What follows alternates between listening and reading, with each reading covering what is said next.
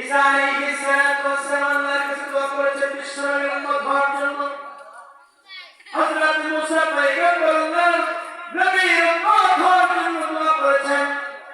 কারণ কিয়ামতের ময়দানে কঠিন বিচারের দিনে বিশ্বনবীর উম্মতের মর্যাদা, বিশ্বনবীর উম্মতের সম্মান এত পরিমাণ হয়ে যাবে।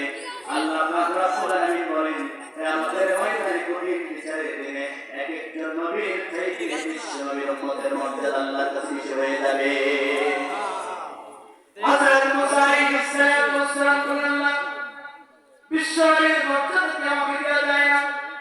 আল্লাহ পাক বলেন, মুসা যে দোয়া করেছো এই দোয়া আর বলে করবা না। এমন সময় হযরত ঈসা আলাইহিস সালাতু ওয়াস সালাম চোখের পানি ছেড়ে ছেড়ে কাঁদতে বলেন, আল্লাহ